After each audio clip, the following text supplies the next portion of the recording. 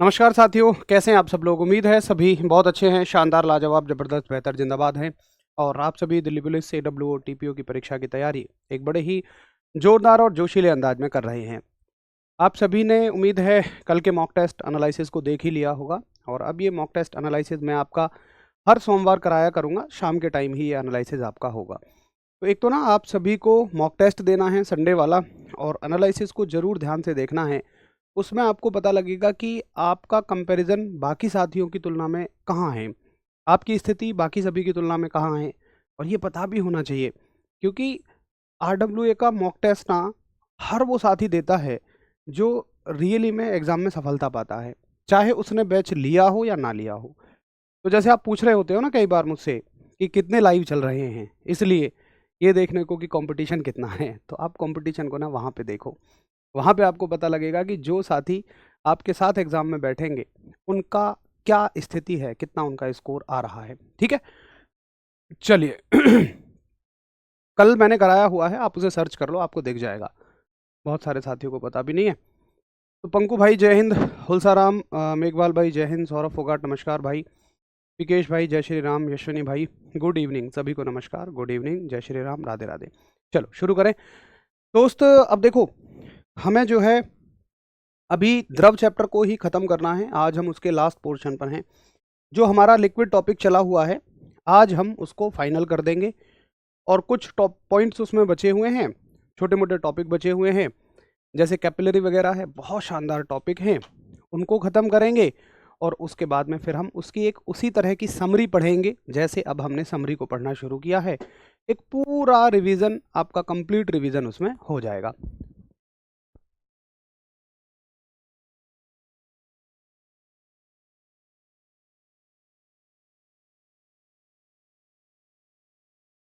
चलो तो शुरू कर दिया जाए। देखो, सबसे पहले हमें एक टॉपिक शुरू करना है जिसका नाम है द्रव की पृष्ठ ऊर्जा, यानी कि surface energy of a liquid. अब सरफेस एनर्जी क्या होती है, देखो, जैसे मान के चलिए कि ये एक द्रव है, ये एक लिक्विड है, और मान लो मैंने ना इस लिक्विड में साबुन मिलाया हुआ है। तो कई बार आपने देखा होगा कि जब आप पानी में साबुन मिला देते हो तो ऊपर क्या बन जाते हैं, झाग झाग जैसे बन जाते हैं। अब इस झाग में आप क्या करो कि एक लोहे का गोल तार लेकर डाल दो। इस पूरे झाग में क्या करो कि एक लोहे का गोल तार लो और डाल दो ऐसे करके। तो आप ये देखोगे कि लोहे के गोल तार की ना, गोल तार के ऊपर एक झिल्ली जैसी बन जाएगी। क्या आप इस चीज़ को फील कर पा रहे हैं? एक लेयर जैसी बन जाएगी, बड़ी चमकीली चमकीली सी। तो अगर उस लेयर की एनर्जी आप देखो, वो लेयर पता है कैसे बन रही है? वो पूरी हर तरह से खिंची हुई है। वो यहाँ से भी खिंची है, यहाँ से भी खिंची है, यहाँ से भी खिंची है, यहाँ से भी खिंची है। तो अगर आप उसकी एनर्जी मुझसे पूछो कि भाई इस परत के पास कितनी ऊर्जा है, इस लेयर के पास कितनी एनर्जी है, तो मेरा उत्तर आएगा कि भाई इस लेयर के पास जो एनर्जी है ना, वो है कि इस लिक्विड की सरफेस टेंशन कितनी है और इसका एरिया कितना है। जितने एरिया में ये लेयर है, वो एरिया कितना है। मान लो मैंने कहा कि ये एरिया है A, तो यही इसकी ऊर्जा हो जाती है, यही इसकी एनर्जी हो जाती है। तो एनर्जी का मतलब क्या हो जाएगा कि सरफेस टेंशन कितना है और उसका एरिया कितना है, यही चीज़ मिलकर यहाँ एनर्जी बना देती है। अब इससे क्या सवाल आ सकता है? पहला सवाल इससे बनेगा कि बताओ, किसी द्रव के ऊपर बनी परत की, या इसको फिल्म बोलते हैं बेसिकली, इसका जो विज्ञान विज्ञान में नाम बोला जाता है फिल्म। कि बताओ किसी फिल्म की ऊर्जा कितनी होगी। तो आप कहोगे भैया जी फिल्म की जो एनर्जी होगी वो होगी T × A। आपसे इसका मात्रक पूछ सकता है, तो भाई मात्रक क्या बन जाएगा? देखो, सरफेस टेंशन का मात्रक होता है न्यूटन पर मीटर, और एरिया का हो जाएगा मीटर स्क्वायर। इससे ये कट जाएगा और ये हो गया न्यूटन मीटर। अगर आपको याद हो तो आप न्यूटन मीटर को जूल भी कहते हो, और कहोगे क्यों नहीं? इसका मात्रक जूल क्यों ना हो भाई, ये एक तरह की एनर्जी है, ऊर्जा है। तो ऊर्जा चाहे जिस तरह की हो, चाहे जो भी एनर्जी हो, सभी के मात्रक जूल ही होंगे, सभी की यूनिट जूल ही होंगी। ठीक है, चलो ये आपको क्लियर हो गया होगा कि भाई एनर्जी का फॉर्मूला ये हो गया। अब देखो इसमें एक और फॉर्मूला आता है। अच्छा, ये सारी चीज़ें ना मैंने यहाँ लिख दी हैं कि ये एनर्जी हो गई। अब एक साथी मुझसे कहता है कि भैया एक बात बताओ, मान के चलो कि अभी मैं मान लेता हूँ कि इसका कुछ एरिया है, मान लो ये है इसका एरिया, मैंने छोटा ए कह दिया या ए कह दिया, ठीक, या A1 कह दिया। अब मैं क्या करता हूँ कि इसको ना बढ़ाता हूँ, या ये लिक्विड अपनी इस एरिया को खुद ब खुद बढ़ाता है। तो आप खुद सोचिए ना, अगर लिक्विड को, इस फिल्म को अपने एरिया को बढ़ाना पड़ेगा तो उसे हर जगह से फोर्स लगाना पड़ेगा, और लिक्विड का ये फोर्स क्या होता है, उसकी टेंशन है, पृष्ठ तनाव है, तो उसको पृष्ठ तनाव का मान बढ़ाना पड़ेगा, तब जाकर वो अपने एरिया को बढ़ा पाएगा। तो मान लो कि इसने अपना एरिया बढ़ाकर इतना एरिया कर लिया, एक सेकंड रुको, दूसरा कलर ले लेते हैं। मान लो इतना एरिया कर लिया, ये बीच वाला, ये हो गया एक्सटेंडेड एरिया। मैं इसको बोल देता हूँ, अच्छा इनको दूसरे कलर से लेते हैं, ये दिख जाएगा, चलो इसी से ले लेते हैं। मान लो ये मैंने माना था A1 और ये एरिया हो गया A2। तो एरिया बढ़ा कितना, देखो ये तो ऑलरेडी था, अब ये पूरा एरिया हो गया, तो बढ़ा कितना, तो बढ़ने वाला यही तो है, ये एरिया ही तो बढ़ा। अब इसको आप क्या कहोगे, बढ़े हुए एरिया को आप कहोगे कि पूरा एरिया जो A2 है, ये पूरा पूरा A2 है, उसमें से इसको माइनस कर दो, बस A2 में से A1 को माइनस कर दो, और इसी को हम कहते हैं डेल्टा ए। डेल्टा ए का मतलब है कि कितना तुमने सिर्फ बढ़ाया, कितना इंक्रीज किया। तो मैं कहूँगा कि भाई इस सरफेस टेंशन के साथ में इसने अपने एरिया को कितना बढ़ाया, इतना ही इसको काम करना पड़ेगा, इतना ही इसको वर्क करना पड़ेगा। देखो फॉर्मूले दोनों के सेम हैं, एनर्जी का भी और वर्क का भी। बस एनर्जी का मतलब क्या है, ऊर्जा का मतलब क्या है कि उसके पास कितनी एनर्जी है, और वर्क का मतलब क्या है कि कितना, एनर्जी का मतलब है एट प्रेजेंट कितनी एनर्जी है, और वर्क का मतलब है कितने एफर्ट्स आपने डाले, कितने प्रयास आपने किए उसके एरिया को बढ़ाने के लिए। तो सिर्फ ये बात है, ठीक है। उम्मीद है आपको मेरी बात समझ गई होगी, समझ में आ गई होगी कि भैया जी ठीक है, दोनों फॉर्मूले हैं तो सेम, बट इनके कंसेप्ट में अंतर है। अब इसकी यूनिट वगैरह सब कुछ सेम रहेंगी, कुछ भी चेंज है ही नहीं। तो करो एक बार थम्स अप, हाँ जी क्लियर है। भाई शिवम कुमार, देखो जब भी कोई बैच वगैरह आएगा आपको उसका पता लग जाएगा। अंशुल भाई पुराना वाला ही पढ़ लिया है, इसे नहीं पढ़ रहा हूँ मैं, टाइम नहीं है सर पढ़ने के लिए। देखो अंशुल, आपने पहले भी मुझसे ये सवाल पूछा था, आज से 15 से 20 दिन पहले, मुझे आपका नाम भी अच्छे से याद है, और मैंने इस बात का बड़े अच्छे से जवाब दिया था कि इसके लिए मैंने स्पेशली टेलीग्राम पर मैसेज भी डाला है कि भाई जिन साथियों ने पढ़ लिया है वो भी इसको पढ़िए। और टाइम नहीं है कहने से हमारी तैयारी उस स्तर पे नहीं जा पाएगी जिस स्तर पे वो जानी चाहिए। केवल 1 घंटा बात निकालने की है, केवल 1 घंटे की तो बात है, 1 घंटा तो आप कैसे भी मैनेज कर सकते हैं। अगर बिल्कुल टाइम नहीं है तो आप सैटरडे संडे बैठ जाइए, इसकी 4-5 क्लास एक साथ कर लीजिए। मतलब अगर बात हो ना निकालने की टाइम, तो आप बड़े आराम से निकाल लोगे। और अगर आप ये कहोगे मेरे पास तो पढ़ने के लिए ही टाइम नहीं है, तो फिर मतलब आप कहीं न कहीं थोड़ा-सा कॉम्प्रोमाइज़ कर रहे हो। तो मैं तो आपको क्लियरली बोल चुका हूँ कि अगर आपने पिछला बैच कर भी लिया है तब भी आपको ये करना पड़ेगा। और इसके बारे में हमारी बड़ी अच्छी बातें हो चुकी हैं। कुछ 1-2 साथी ये भी कह रहे हैं कि जी पहले आप ऐसा पढ़ा देते तो फिर हमें जो है रिवीजन का टाइम मिल जाता। अब मैं सारी चीज़ें कह चुका हूँ, जो हुआ है हुआ है। अब मुझे आप ये बताइए इसका अब सॉल्यूशन क्या है? केवल अब यही तो सॉल्यूशन है कि जो है हम उसे पढ़ें। तो मैं आपको बता दिया है सॉल्यूशन ये है, अब आपकी मर्ज़ी है कि आप उसको कैसे करना चाहें। हालाँकि अभी खूब सारा टाइम है हमारे पास, ना कोई एग्ज़ाम की डेट आई है, ना कुछ है। आप करना चाहें तो बड़े अच्छे से कर सकते हैं, बाकी आपकी मर्ज़ी है। तो एक बार थम्स अप करेंगे, ठीक है? मुझे दोनों ही चीज़ें बड़े बेहतर तरीके से समझ में आ गई हैं।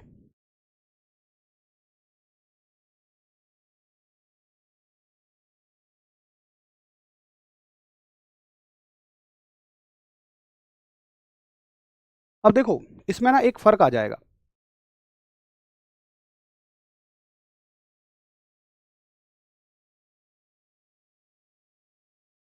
चलो, अब देखो एक चीज़ इसमें बच्चे फ़र्क आ जाएगा कि जैसे मान के चलो, अगर कोई आपसे ये पूछे कि ये ना एक पानी का बुलबुला है, सिंपल जैसे अच्छा ऐसा ज़रूरी नहीं है कि केवल ये जो फ़िल्म है, ये साबुन पे ही बनेगी, ये तो पानी के बबल की भी बन सकती है, पानी के बुलबुले की भी फ़िल्म बन सकती है।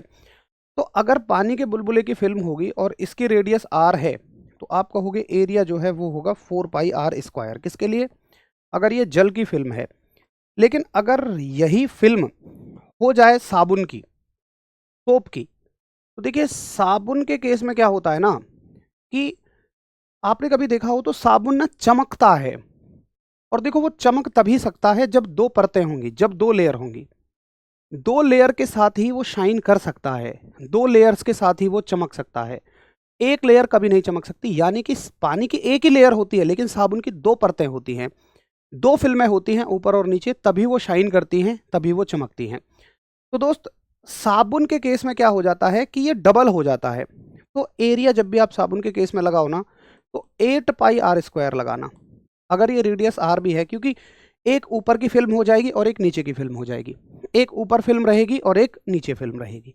ठीक है, तो जब भी साबुन के केस में आए तो पानी के केस में उसके एरिया को डबल कर देना, वेरी सिंपल, आपको ये चीज़ याद रखनी है। तो मैंने यहाँ पे लिख भी दिया है कि द्रव के लिए पानी हो चाहे कोई भी लिक्विड हो 4πr², और साबुन के लिए आपको डबल कर देना है 8πr²। ठीक है भाई, प्रैक्टिस सेट जब शुरू होंगे बता दिया जाएगा, मैंने आपको बता दिया है। डब्लू क्या है? वर्क है भाई, रितेश भाई, कार्य। अंशुल भाई आप एक बात को 10 बार सुनना चाहते हैं, मैं कितना कह चुका हूँ कि भाई उसमें थोड़ी सी चीज़ें बची हुई हैं, उनको आप यहाँ से कंप्लीट कर लो, आप इस उसको छोड़ो ना। आप ये कह रहे हो कि मैं पुराने वाले बैच से पढ़ रहा हूँ, इसे पढ़ने का टाइम नहीं है। जितना टाइम आप पुराने वाले बैच को दे रहे हो उसको छोड़ दो, उतना टाइम आप इसको दो, यहाँ से कंप्लीट हो जाएगा सारा, उसको छोड़ दो, पूरी तरह छोड़ दो। अब आप इसको सजेशन को एक बार में मान लो, चाहे हर 15 दिन के बाद पूछो, फिर वहीं के वहीं हम खड़े हुए हैं, क्या अर्थ बनता है मतलब।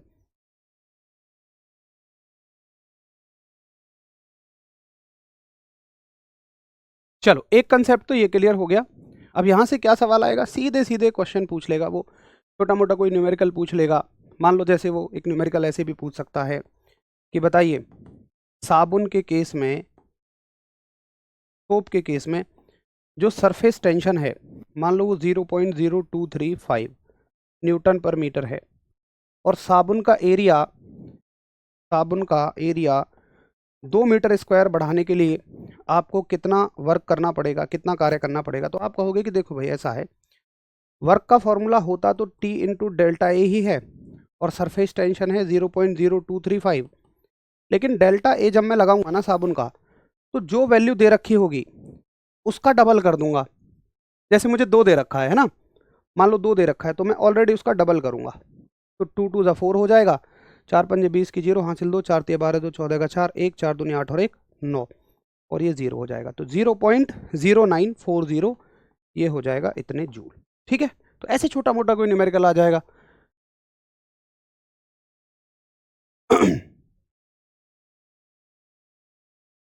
चलो चलो, आपने तो बताया कि प्रैक्टिस सेट कल कराया। अरे नहीं भाई हेमंत बाबू, वो मॉक टेस्ट का एनालिसिस था, प्रैक्टिस सेट नहीं। आप सुनो एक बार ध्यान से, मॉक टेस्ट का एनालिसिस यार। Very good very good. चलो, तो ये मुझे सवाल एक छोटा मोटा समझ में आ गया है। अब देखो एक बहुत शानदार से कंसेप्ट पर मैं आपको लेकर चलता हूँ कि आपने कई बार देखा होगा, जैसे मान लीजिए बाल्टी है, खाली बाल्टी है, आप खाली बाल्टी में एक साथ से पानी भरो, टंकी के नीचे एक साथ रख दो उसे, तो उसमें ना कुछ बबल्स बनने लग जाते हैं, कुछ बुलबुले बनने लग जाते हैं। इसका कारण क्या होता है? देखिए बुलबुला कैसे बनता है, जैसे ये बाल्टी है, हम कह रहे होते हैं कि ये बाल्टी खाली है, लेकिन बाल्टी खाली नहीं है, बाल्टी में हवा है, पूरी बाल्टी हवा से भरी हुई है। अब जैसे ही तुम इसको टंकी के नीचे ले जाओगे और पानी भरना शुरू होगा, तो होगा क्या कि जैसे ही पानी गिरेगा ना, तो जहाँ जहाँ पानी गिरेगा वहाँ वहाँ से वो हवा को धक्का देके बाहर निकाल देगा। लेकिन अगर मान लो ऐसा हुआ कि सारा पानी एक साथ गिरा और थोड़ी बहुत हवा को निकलने के लिए जगह ही ना बची, तो वो हवा ट्रैप हो जाती है, मतलब एक जगह से, एक तरह से इसमें फंस के रह जाती है, और वो हवा आपको किस रूप में दिखाई देती है? बुलबुले के रूप में दिखाई देती है। अब मुद्दा ये आता है कि वो हवा बुलबुले के रूप में ही क्यों दिखाई देती है। देखो एक सेकंड रुको, मुद्दा ये आता है कि ये हवा बुलबुले के रूप में क्यों दिखाई देती है, क्योंकि देखो इसके अंदर ना सामान्य से ज़्यादा प्रेशर बन जाता है, ज़्यादा दाब बन जाता है। उसका कारण क्या है? खालीपन। पहले इस बाल्टी में खालीपन था, जो इस बुलबुले के अंदर बाहर की तुलना में ज़्यादा प्रेशर बना देता है। तो अब बाहर कम प्रेशर है, अंदर ज़्यादा है, तो कैसे फैलेगा? ये बाहर की तरफ फैलेगा। भाई प्रेशर जो है वो ज़्यादा से कम की तरफ भगता है, हाई टू लो भगता है। तो ये क्या फैलने की कोशिश करेगा? बुलबुला ऐसे फैलने की कोशिश करेगा, और ये तब तक फैलेगा जब तक ये फूट ना जाए, जब तक कि इसकी एनर्जी ख़त्म ना हो जाए। तो ये बुलबुला अपने एरिया को बढ़ाने में क्या करेगा, कुछ वर्क करेगा, कुछ कार्य करेगा। यानी कि मुझे ये समझ में आया कि इस बुलबुले के अंदर ना कुछ ज़्यादा प्रेशर है बाहर की तुलना में। अगर मैं ये कहता हूँ कि बाहर प्रेशर P1 है, इसके अंदर प्रेशर P2 है, तो इसके अंदर जो फालतू प्रेशर है, एक्स्ट्रा प्रेशर है, वो कितना होगा? अगर मैं आपसे कहूँ एक्सेस प्रेशर, यानी कि उसको हम हिंदी में बोलते हैं आधिक्य दाब, यानी कि अधिक दाब कितना है, एक्सेस प्रेशर कितना है, तो आप कहोगे कि भाई इसके अंदर दाब कितना है P2 और बाहर दाब कितना है P1। तो ये P2 माइनस P1 इसको हम जनरली डेल्टा P कह देते हैं और यही होता है एक्सेस प्रेशर, यानी कि अधिक दाब। अब आपसे पूछा जाता है अलग अलग तरह के लिक्विड्स के लिए एक्सेस प्रेशर, आधिक्य दाब। अब देखो आधिक्य दाब किस किस के लिए क्या क्या होता है। देखिए अगर ये एक पानी का बुलबुला है, अगर ये एक जल का बुलबुला है,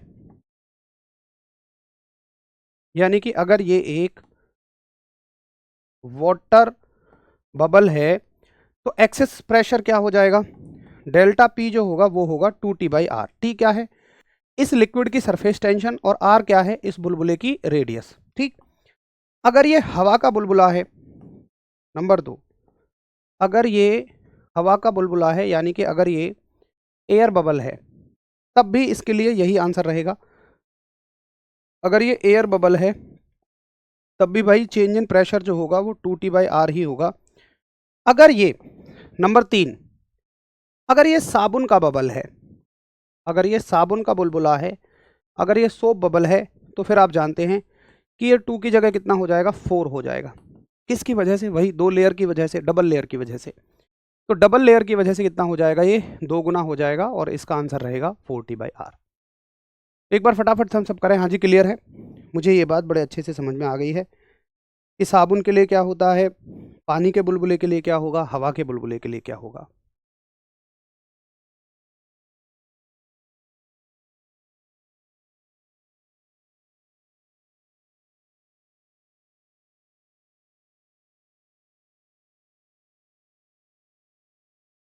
क्या डाउट है भाई आपका रितेश? सर आप तो ऐसे ही फॉर्मूला बना दे रहे हैं। फिर आप बताइए रितेश कैसे बनाने चाहिए, मतलब आप इस बात को तारीफ में कह रहे हैं या आप कुछ और ऐसे फॉर्मूला बनाने में चाहते हैं? अगर आप इसमें कुछ अलग चाहते हैं तो बताइए, वैसे एग्ज़ाम में इतना ही ज़रूरी है। बाकी पहले आपका कमेंट देखें एक बार, आप क्या चाहेंगे। ठीक है, तो आपको बस इतना याद रखना है कि साबुन के लिए 4 होता है, बाकी सब के लिए ये 2 होता है। अब ये बड़े छोटे छोटे कंसेप्ट हैं, यहाँ से या तो सीधा फॉर्मूला पूछेगा आपसे, या सीधा पूछेगा एक छोटा सा न्यूमेरिकल। वो आपको एक रेडियस दे देगा और आपसे पूछेगा, सरफेस टेंशन दे देगा और आपसे पूछेगा कि बताइए डेल्टा P कितना है, एक्सेस प्रेशर कितना है, ये चीज़ आपसे पूछेगा। ठीक है, उसके अलावा एक छोटा सा सवाल क्या पूछेगा, वो कहेगा कि बताओ डेल्टा P का, यानी कि जो एक्सेस प्रेशर है, इसका रेडियस के साथ में क्या रिलेशन होता है, इसका आधिक्य दाब का रेडियस त्रिज्या के साथ में क्या रिलेशन होता है। तो आप कहोगे कि भाई डेल्टा P जो है ना, वो इन्वर्सली प्रोपोर्शनल टू होता है R, चाहे किसी भी चीज़ के लिए आप देख लो। यानी कि इसका मतलब ये भी हुआ, ये हम पहले ही डिसाइड कर चुके थे कि शायद ऐसी बातें अब हम जान चुके हैं कि अगर रेडियस बढ़ेगी तो डेल्टा P कम होगा, यानी कि जितना वो बढ़ता चला जाएगा उतना उसके अंदर प्रेशर कम होता चला जाएगा। एक्सेस प्रेशर, प्रेशर नहीं, एक्सेस प्रेशर, अधिक दाब। और जितना छोटा बुलबुला होगा उसके अंदर अधिक दाब उतना ही ज़्यादा होगा। तो बड़े बुलबुले के अंदर एक्सेस प्रेशर कम होगा और छोटे बुलबुले के अंदर एक्सेस प्रेशर ज़्यादा होगा, ये आपको याद रखना है। ठीक है, करिए थम्स अप एक बार, हाँ जी क्लियर है। थम्स अप करते रहो साथ के साथ, एक एक छोटे छोटे टॉपिक के साथ में मैं आपके बीच बीच में डाउट लेता रहूँगा जब तक आपको थम्स अप आएंगे। इनके डेरिवेशन कहीं काम नहीं आने वाले हैं। देव गुजर, आप कोई नए स्टूडेंट तो है नहीं, आपको तो मैं कब से देख रहा हूँ दोस्त। आप मुझे बताओ कि क्या इस बारे में पहले हमारी चर्चा नहीं हो गई है?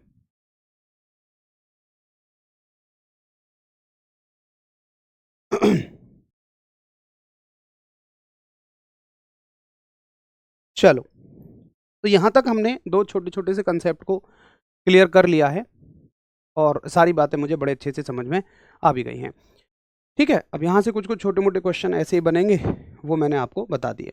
अब थोड़ा सा आगे चला जाए। देखो एक और बहुत शानदार कंसेप्ट है और उसने आपको अब आपने उसको अपने ना दैनिक जीवन में बड़े ध्यान से देखा भी होगा। क्या कंसेप्ट है? तब तक हम भाई का डाउट लेते हैं। रितेश कह रहे हैं फॉर्मूला याद नहीं हो पा रहा है। तो मतलब देखो, दो चीज़ें अलग हैं। क्या मेरे यहाँ फॉर्मूला आपको पढ़ाने से फॉर्मूला याद नहीं हो पा रहे हैं? क्या आपको फॉर्मूले याद ना होने का कारण ये है कि मैं आपको फॉर्मूले डायरेक्ट पढ़ा दे रहा हूँ? मतलब भाई, याद नहीं हो पाना एक अलग समस्या है, और मेरे द्वारा फॉर्मूले बताना भाई सिलेबस का पार्ट है, तो मैं तो बताऊंगा दोस्त। अगर आप ये चाह रहे हो कि भैया आप यहाँ आओ, हल्के फुल्के दो चार चुटकुले उटकुले सुनाओ, फॉर्मूले वॉर्मूले मत सिखाओ, क्योंकि यार फॉर्मूले तो वैसे भी याद नहीं होने। तो भाई इस तरह से तो पेट नहीं भरेगा, इस तरह से तो गुजारा नहीं चलेगा। आप या तो ये पूछो, और इस बारे में भी हमारी बात हो चुकी है रितेश, आप भी कोई नए बच्चे नहीं हो, कि फॉर्मूले कैसे याद करने हैं। मैंने कहा हर एक चैप्टर के फॉर्मूले आप लिखो एक पेपर पे, और उनको वहाँ चिपका लो जहाँ पर आप बैठते हो, बड़े आराम से याद हो जाएंगे यार। सौयों बार हम इन बारे में चर्चा कर चुके हैं, फिर भी आप लोगों का एक वही घूम फिर का वही डाउट रहते हैं इनमें। हाँ मतलब, अगर आप ये कह रहे हो कि भाई ऐसा है, आप ना डेरिवेशन से कराओ, डेरिवेशन कराओ, तो फिर आपकी अभी एक समस्या है, फिर दो समस्याएं हो जाएंगी। फिर आप कहोगे भैया ना डेरिवेशन याद हो रही, ना रे फॉर्मूले याद हो रहे। डेरिवेशन, अगर आप ये चाहते हैं कि मैं फॉर्मूले जो है डेरिवेशन की मदद से कराऊं, तो फिर आपकी अभी एक ही समस्या है, फॉर्मूले याद नहीं हो रहे, फिर दो समस्याएं हो जाएंगी। हो सकता है तीन भी हो जाएं, कि ना डेरिवेशन समझ में आ रही, ना याद हो रही, ना फॉर्मूला याद हो रहा। तो पहली दो चीज़ों का एग्जाम से कोई लेना देना भी नहीं है, लेकिन तीसरी चीज़ तो करनी पड़ेगी। आप उसको याद करो यार, लिख लिख के याद करो, है ना। चलो, बार बार वो तो आपको भाई रिवाइज करना पड़ेगा, वही एक समाधान है। हर समस्या का समाधान मैंने बता दिया है। चलो आ जाते हैं मुद्दे पर। देखिए, एक बड़ी कॉमन सी बात आप सभी ने दोस्तों देखी होगी, और क्या देखी होगी? अगर आप तौलिया का एक सिरा बाल्टी में डुबोते हैं, तो ऐसा नहीं है कि जितना हिस्सा आपने तौलिया का पानी में डुबोया है उतने ही हिस्से को गीला करेगा पानी, नहीं, जबकि वो उसमें ऊपर तक चढ़ जाता है। आप ये करके भी देख सकते हैं। अगर आप मान लो यहाँ खुंटी पे टॉवल टंगी हुई है ऐसे, और आपने उसका एक सिरा पानी में डुबो दिया, मान लो आपने ये सिरा बस पानी में डुबोया, तो इसमें जो है ना पानी अपने आप ही ऊपर ऊपर तक चढ़ता हुआ चला जाएगा, ऐसे जू जू जू जू थोड़ी ऊपर तक। इसके अलावा आपने देखा होगा मोमबत्ती में, मोम जो है वो नीचे से ऊपर तक चढ़ता हुआ चला जाता है। इसके अलावा आपने दिए में देखा होगा कि तेल या घी नीचे से ऊपर चढ़ता हुआ चला जाता है। इसके अलावा आपने अगर विशुद्ध गांव से हैं, मैं भी गांव से हूं, तो गांव में एक चीज़ पहले चला करती थी, खैर अब तो नहीं है उतनी ज़्यादा, डिबिया बोलते थे उसको।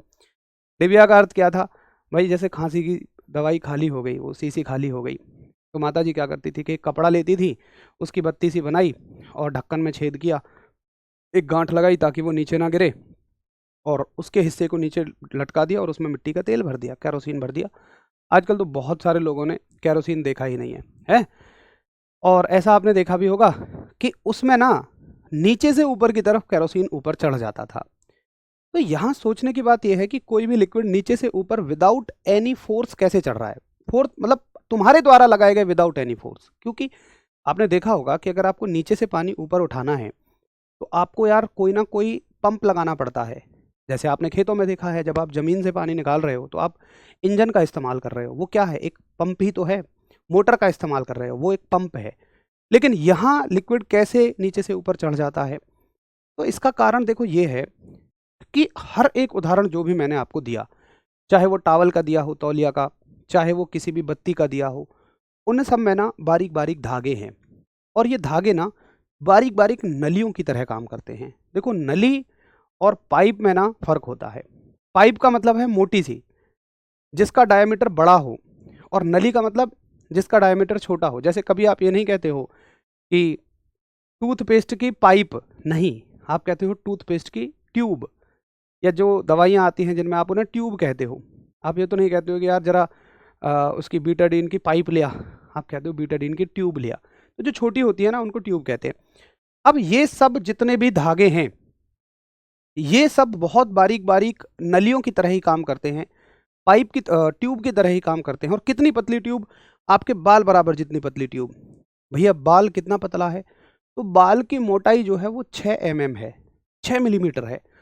तो अगर 6 मिलीमीटर से पतली जो भी ट्यूब होंगी, उन सब में लिक्विड अपने आप ऊपर चढ़ेगा। ये किसकी वजह से होता है? ये सरफेस टेंशन की वजह से होता है। और सरफेस टेंशन का मुख्य कारण क्या है? ससंजक बल, कोहेसिव फोर्स। तो अगर किसी भी ट्यूब में जो बहुत छोटी है, जैसे कि ये आपका बाल हो गया, बाल के बराबर जितनी, जैसे ये सारे के मैंने एग्जांपल दिए, इनमें लिक्विड अगर ऊपर चढ़ रहा है तो वो किसकी वजह से चढ़ रहा है? वो चढ़ता है सरफेस टेंशन की वजह से, पृष्ठ तनाव की वजह से। और इस घटना को हम कहते हैं केशिकात्व, कैपिलैरिटी। और जो ट्यूब होती है ना, उनको कहते हैं हम कैपिलरी। यानी ये जो पतली पतली नलियां हैं, इन सबको हमने कहा कैपिलरी, यानी कि केश नली। और इस घटना को हमने कहा केशिकात्व, यानी कि कैपिलैरिटी।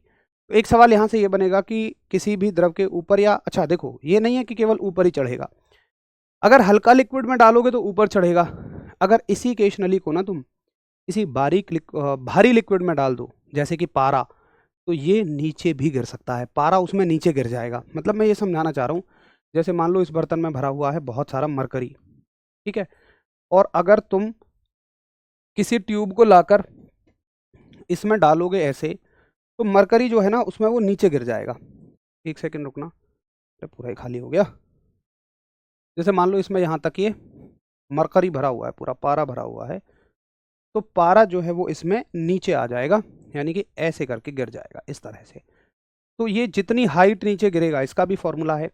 अगर इसकी जगह ये वाटर होता, जैसे मान लो मैं एक इसमें केश नली डालता, बट ये इसमें वाटर है, पानी है, तो पानी क्या करता कि वो जो है ऊपर उठ जाता।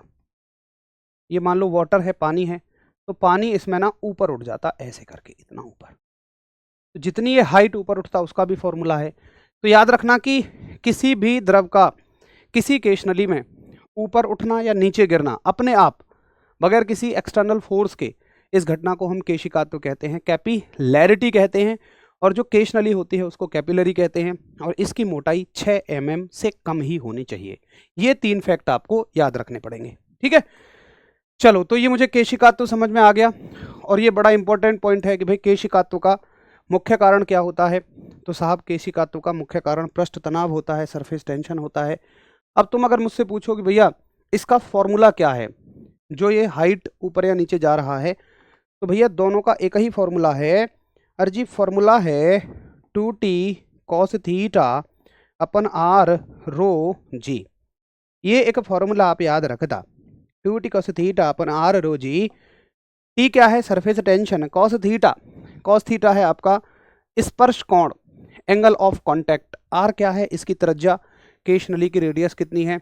रो क्या है? डेंसिटी, लिक्विड की डेंसिटी। और जी क्या है? Gravitational acceleration. अब तुम कहोगे यार दोनों का एक ही फॉर्मूला कैसे काम कर जाएगा? कर जाएगा, क्योंकि लिक्विड पानी वगैरह अगर होगा ना, तो उसके लिए कॉस थीटा जो है वो 0 से 90 डिग्री से कम होगा, 90 डिग्री से कम होगा, तो कॉस थीटा की वैल्यू पॉजिटिव होगी।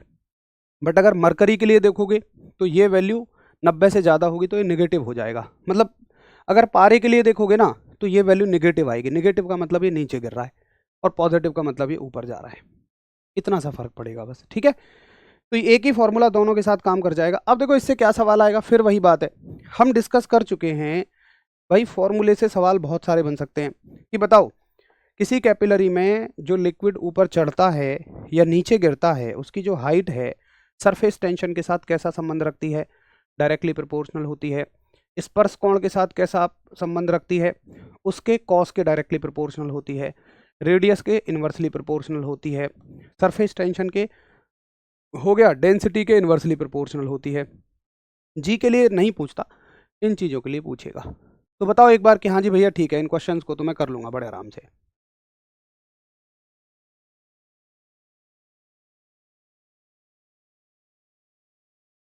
हाँ बिल्कुल होगा दीक्षांत भाई, कांटेक्ट फोर्स ही डिसाइड करेगा। चलो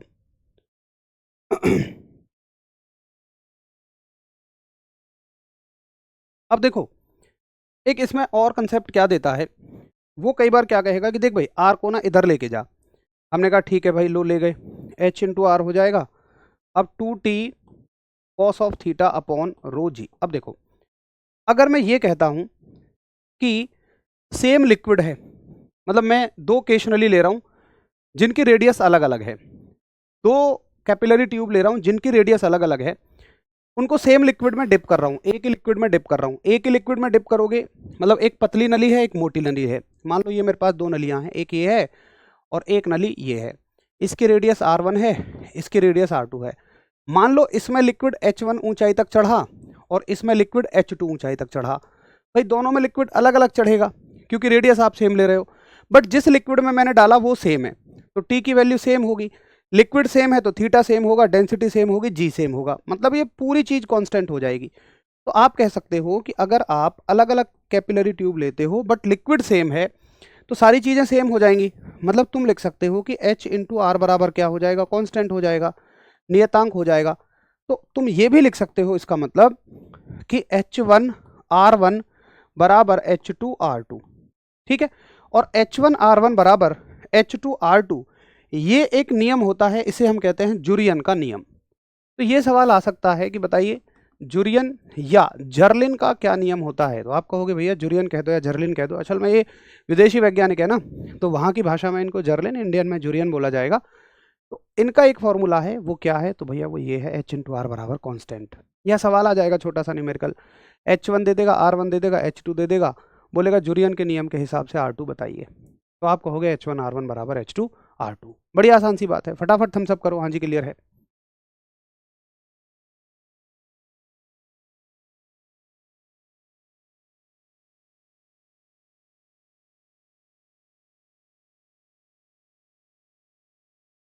ठीक है, चलो वेरी गुड, ये बात भी कोई दिक्कत नहीं है। अब देखिए एक मुद्दा यहाँ ये आता है, ये मैंने आपको बता दिया कि लिक्विड का ऊपर चढ़ना या नीचे गिरना डिपेंड करेगा कॉस थीटा पे। तो ये मैंने आपको बता दिया, अगर थीटा 0 से 90 डिग्री के बीच में होगा, थीटा की वैल्यू जो है अगर ये 0 से 90 डिग्री के बीच में होगी तो लिक्विड राइज करेगा क्योंकि कॉस थीटा पॉजिटिव होगा, और अगर थीटा की वैल्यू 90 से ज़्यादा होगी, 180 से कम होगी, तो ये नेगेटिव होना शुरू हो जाएगा और लिक्विड नीचे गिरेगा।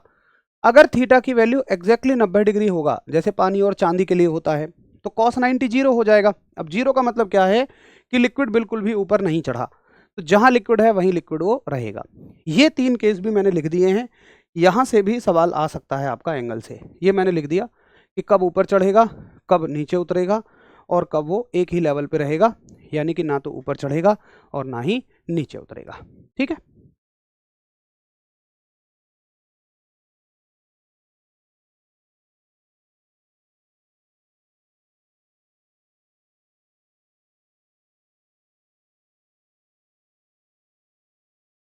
ठीक है भाई। अब ये चैप्टर हम कह सकते हैं कि हमने इसको बड़े अच्छे से हर एक पॉइंट को बड़े बेहतर तरीके से कंप्लीट कर लिया है। अब मैं आपको इस पूरे चैप्टर की समरी करा रहा हूँ, पॉइंट्स टू पॉन्डर करा रहा हूँ जो बहुत इंपॉर्टेंट है, यानी कि ये मान लो वो NCERT की लैंग्वेज है और सीधे सवाल आने के वहाँ से चांसेस हैं। हालांकि हर चीज़ आप देखोगे आपने पढ़ी हुई है, आपको सारी चीज़ें आती हैं, लेकिन फिर भी NCERT उनको किस भाषा में पूछ सकता है, बस ये हम इस टॉपिक में आप देखेंगे। तो ये जो है इसकी समरी है, देखो पहला पॉइंट पढ़ते जाओ, ये सारा सब कुछ आपको आता है, बस पढ़ते चले जाओ। ये कहता है कि भाई किसी तरल पदार्थ का मूल गुण यह है कि वह प्रवाहित हो सकता है। सही बात है, तरल पदार्थ अपने आकार परिवर्तन का कोई प्रतिरोध नहीं करता। अगर आप लिक्विड को दबाओगे, मतलब देखो आकार परिवर्तन का मतलब क्या होता है, अगर मैंने लिक्विड को इस ग्लास में रखा तो इसका आकार ले लेगा, किसी कोनिकल फ्लास्क में रखूंगा, शंक्वाकार बर्तन में रखूंगा तो वो उसका आकार ले लेगा। इस बात से ऐसा मत समझना कि यार कभी तो आप कहते हो कि लिक्विड दबता नहीं है और कभी कहते हो आकार में परिवर्तन का कोई विरोध नहीं करता, दोनों चीज़ें क्वाइट डिफरेंट हैं।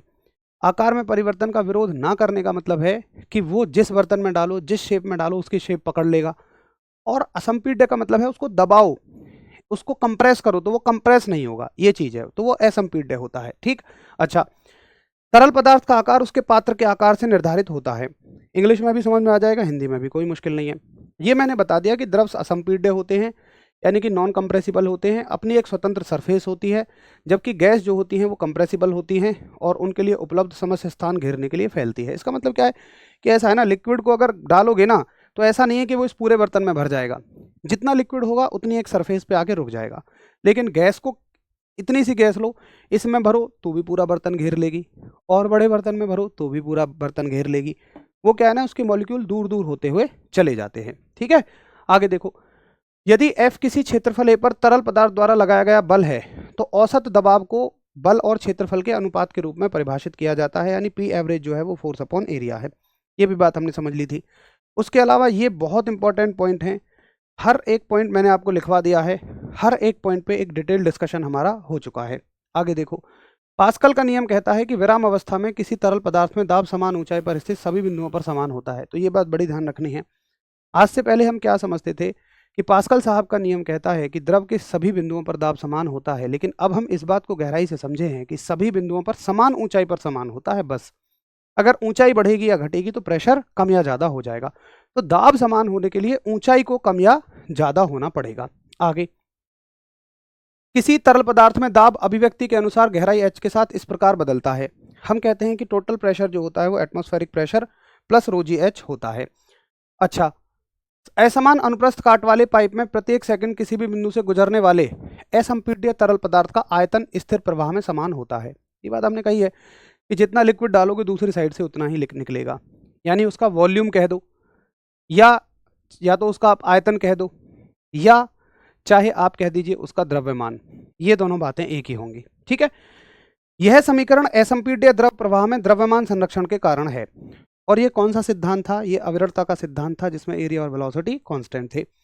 आगे देखें, ये बर्नौली साहब की थ्योरम है कि P + ½ ρv² प्लस ρgh जो है कांस्टेंट होंगी, और ये किसकी वजह से होता है? ये ऊर्जा संरक्षण का कारण है। अच्छा, अब ये समीकरण कहाँ कहाँ लगता है? तो उसकी कुछ शर्तें हैं। समीकरण कहता है कि नॉन विस्कस फ्लूइड होना चाहिए, यानी कि फ्लूइड की शांता नहीं होनी चाहिए। ऊर्जा संरक्षण का ये नियम है। असंपीड्य लिक्विड होना चाहिए, यानी कि इनकम्प्रेसिबल होना चाहिए। मतलब फ्लूइड जो है वो आपका आइडियल फ्लूइड होना चाहिए, वो आपका आदर्श द्रव होना चाहिए। ठीक है, ये बात समझ आ गई मुझे।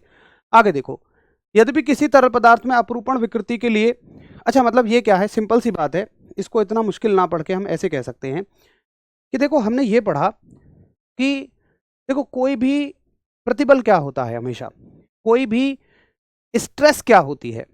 स्ट्रेस का मतलब होता है फोर्स अपॉन एरिया। बड़ी सिंपल सी बात है। तो जो हमने एक फॉर्मूला पढ़ा था ना कि टाउ बराबर म्यू du/dy, बस वो चीज़ याद रखना, वो इसका डेपिक्शन है और कुछ नहीं है। अगला पॉइंट, स्टोक्स का नियम कहता है श्यानता वाले तरल पदार्थ में F = 6 पाई ईटा RV होता है। इसने R को A लिख दिया है, कोई दिक्कत नहीं है। पृष्ठ तनाव प्रति एकांक लंबाई पर लगने वाला बल है जो द्रव और परिबद्ध पृष्ठ के बीच अंतरपृष्ठ तल में कार्य करता है। यह वह अतिरिक्त ऊर्जा है जो अंतरपृष्ठ पर अणुओं में आंतरिक ऊर्जा की तुलना में होती है। अब चलो, हमने ये तो पढ़ लिया था कि सरफेस टेंशन क्या है भाई, फोर्स पर यूनिट लेंथ है। लेकिन यहाँ थोड़ा सा इसने उसको मॉडिफाई किया और ये कहता है कि ये एक टेंशन जो है वो खींच रही है उसको, और हमने देखा कि वो क्या है? एक तरह की एनर्जी है, ऊर्जा है।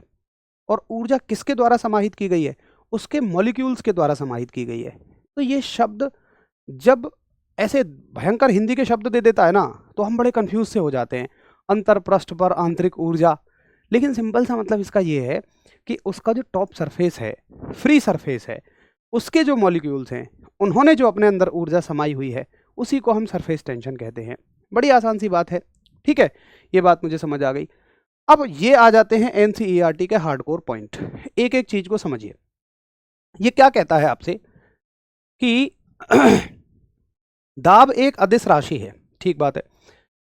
दाब की प्रति इकाई क्षेत्रफल बल की परिभाषा से यह गलत धारणा बन सकती है कि दाब एक सदिश राशि है। अब ये कह सकता है कि कई साथी ये सोच सकते हैं यार दाब हमेशा लंबवत काम करता है, तो ये एक सदिश राशि है, लेकिन ऐसा नहीं समझना है आपको। दाब एक अदिशी राशि है। इस परिभाषा के अंश में बल उस क्षेत्रफल पर अभिलंबवत बल का घटक है जिस पर वह आरोपित होता है। चलो बस आपको इतना यहाँ समझना है कि भाई दाब एक सदिश राशि नहीं है, वो एक अदिश राशि है। बस इस बात से आपको बचना है।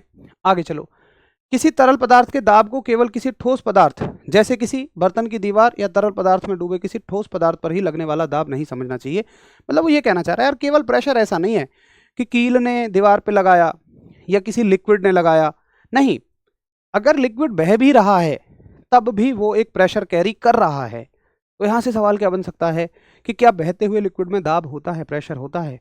बहुत सारे लोग सोचेंगे अरे नहीं यार, प्रेशर का मतलब तो कील ठुक रही है या तुमने पानी का गला दबा लिया और पानी पिचकारी के फॉर्म में निकल रहा है तो ही दाब होगा। नहीं, प्रेशर एक बड़ा सिंपल कंसेप्ट है, वो किसी भी तरह के लिक्विड के पास हो सकता है। आगे देखो आप, प्रेशर के लिए व्यंजक क्या होता है? P = P + ρgh, ये एटमॉस्फेरिक प्रेशर है। ठीक है, याद रखना।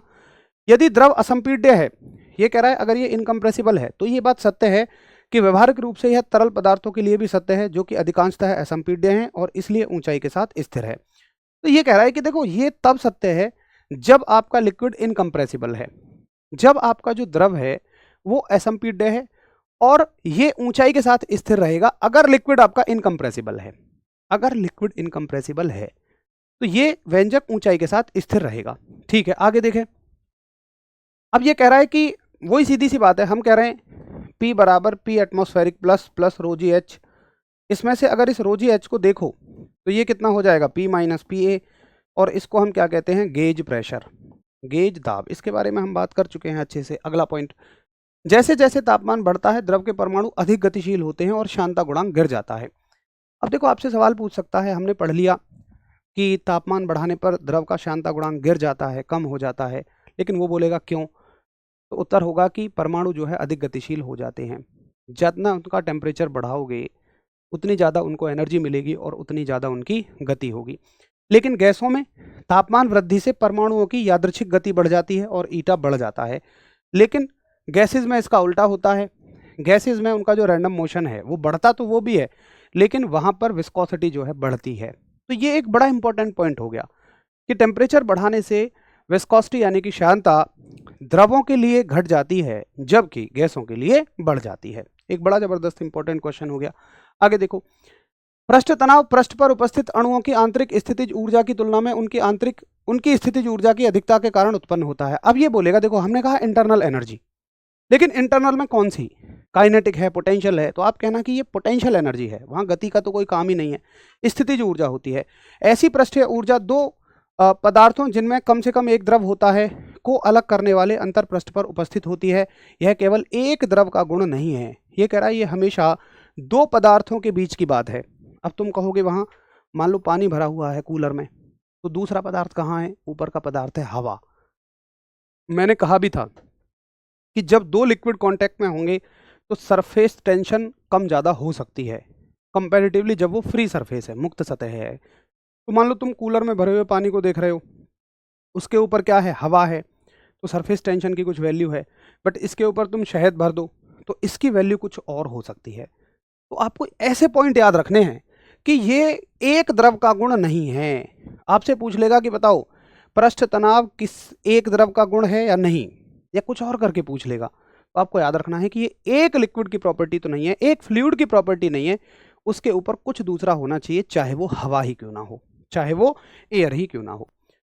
अब आ जाता है इस चैप्टर का, बिल्कुल मैं कह रहा हूं आपको कि नगीना कंसेप्ट है ये, बिल्कुल नगीना, सबसे इंपॉर्टेंट अगर कुछ है इस चैप्टर में याद रखने लायक तो इसको तो बिल्कुल घोट के पी जाओ।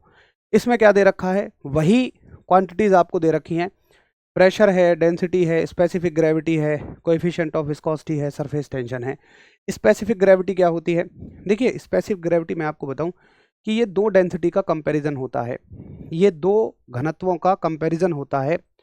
और आपको पता है कि अगर घनत्व का कंपैरिजन है तो इसका ना कोई सिंबल होगा, ना कोई डायमेंशन है, ना कोई मात्रक है, बट कैसी राशि है? अदिश राशि है। तो घनत्व खुद एक अदिश राशि है, उनका कंपैरिजन भी क्या हो जाएगा?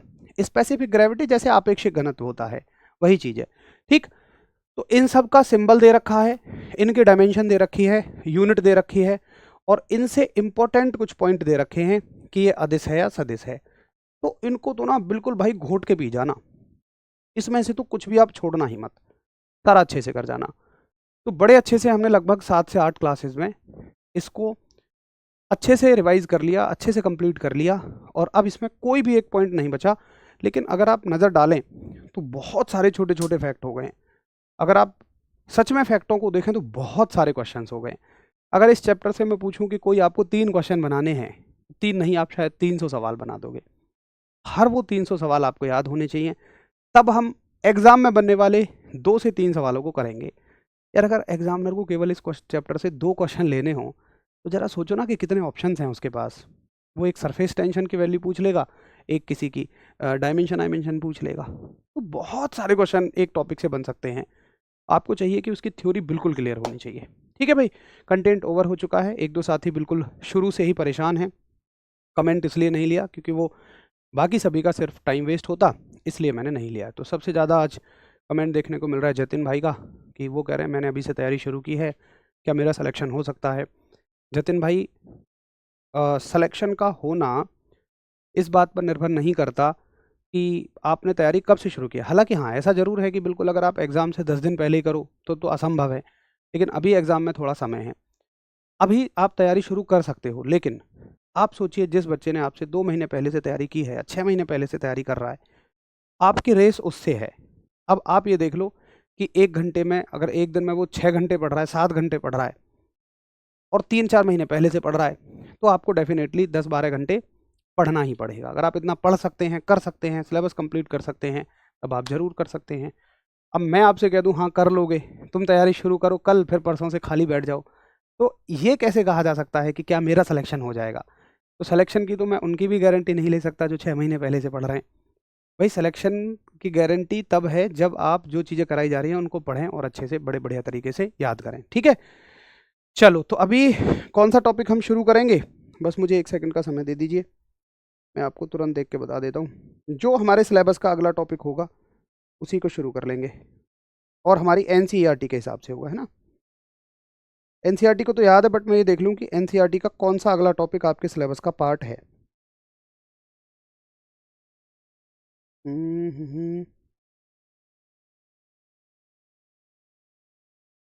सिलेबस आपको याद हो तो आप बता दो कि इसका अगला पार्ट कौन सा है।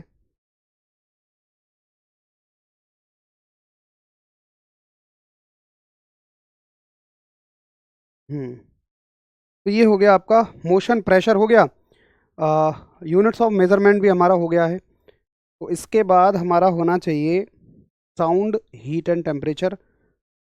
इसके बाद हम हीट एंड टेम्परेचर शुरू कर लेंगे, ठीक है? नहीं, थर्मोडायनेमिक्स से पहले ना हीट एंड टेम्परेचर आता है, तो पहले हम चैप्टर करेंगे हीट एंड टेम्परेचर, उसके बाद थर्मोडायनेमिक्स करेंगे और उसके बाद हम साउंड पे आ जाएंगे, सही है ना? चलो तो इसके बाद हमारा अगला चैप्टर जो शुरू होगा वो कल से शुरू होगा, हीट एंड टेम्परेचर यानी कि ऊष्मा एवं तापमान। उसके बाद आएगा थर्मोडायनेमिक्स यानी कि ऊष्मागतिकी, और फिर आएगा आपका साउंड यानी कि ध्वनि, और फिर हमारा 11th का कंप्लीट हो जाएगा। फिर 12th भी पूरी नहीं करनी है, पूरा इन्होंने दिया भी नहीं है, जितना दिया है उतना करेंगे। देखिए जितना सिलेबस का पार्ट है आप देख रहे होंगे, बिल्कुल गहराई में हम उसको कर रहे हैं। दीक्षांत वो सिलेबस में ही नहीं है, आप देखो ना एक बार उसको। तो जो चीज़ें सिलेबस में नहीं है हम उसको बिना बात टाइम अपना वेस्ट नहीं करेंगे। हाँ, बाद में हम उनको ज़रूर करवा लेंगे, बाद में उनको समय बचेगा तो कंप्लीट कर लेंगे, हालांकि उससे सवाल नहीं बनेगा। पिछली बार भी अगर आप देखो जितना सिलेबस में दिया है ना, उसके भी केवल 50% टॉपिकों से ही सवाल पूछा है, तो अननेसेसरली ओवर सिलेबस हम क्यों करेंगे? हाँ, समय बचेगा तो मैं बता दूंगा कि भाई अब समय बच गया है, सिलेबस हमारा कंप्लीट हो गया है, एक्स्ट्रा ये चीज़ें हैं उनको तब कवर कर लेंगे, बट पहले हमारा मेन फोकस होगा जो हमारा सिलेबस है उसको हम कवर करें। चलिए मिलते हैं कल, नमस्कार, धन्यवाद, जय हिंद।